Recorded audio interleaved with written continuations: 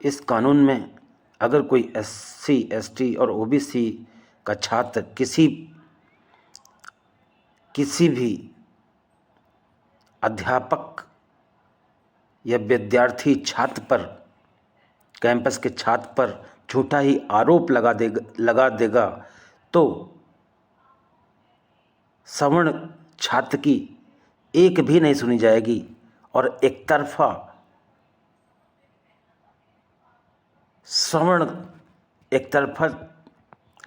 SC, ST की ही बात और ओबीसी की ही बात सुनी जाएगी। उसी के आधार पर उसे जेल भेज दिया जाएगा, उसे पुलिस कस्टडी में कर दिया जाएगा। तो इस तरह से क्या होगा, हमारा हिंदू जो है कमज़ोर ही होता जाएगा। पहले तो हिंदू मुसलमान होता रहा, अब हिंदू हिंदू को बांटने का काम जो किया जा रहा है ये कभी भी राष्ट्रहित में नहीं है। इससे हमारे देश का निर्माण नहीं होगा, बल्कि हमारा देश, हमारा राष्ट्र कमज़ोर होता जाएगा।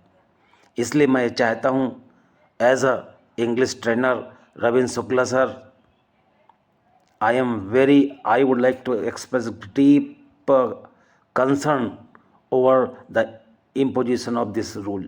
I want this rule to be taken back and let India live in the atmosphere of brotherhood. So that's all. Now I want to come to an end. इस नियम में 7 से 15 दिन के अंदर छात्र को दंडित किया जाएगा, चाहे कुछ भी हो, चाहे छात्र हो या विद्यार्थी हो। इसलिए मेरी मोदी जी से गुजारिश है कि इस बिल को, इस कानून को तुरंत ख़त्म करिए।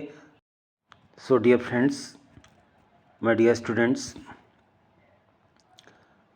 मैं चाहता हूँ, I want to request mister Modi ji, current prime minister of India, to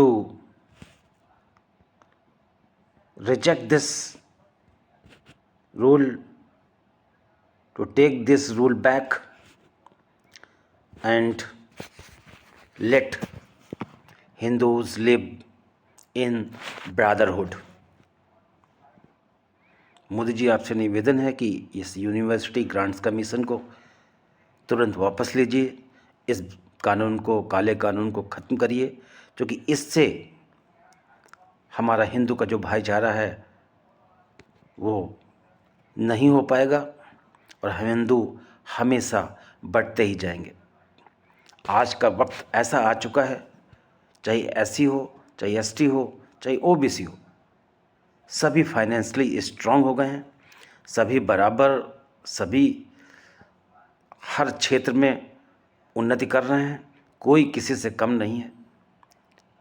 अगर एक व्यक्ति कोई बात किसी के बारे में कहता है तो दूसरा उसको पलटवार करता है, चाहे वह सवर्ण हो, एससी हो, एसटी हो या ओबीसी हो। इसलिए अब इस टाइप के कानूनों की ज़रूरत हमारे विद्यालयों में बिल्कुल नहीं होनी चाहिए। अदरवाइज़ जातिगत मानसिकता, ऊंच नीच की मानसिकता ये हमेशा बढ़ती ही जाएगी। इसलिए मैं चाहता हूँ कि इस बिल को, इस कानून को तुरंत वापस लिया जाए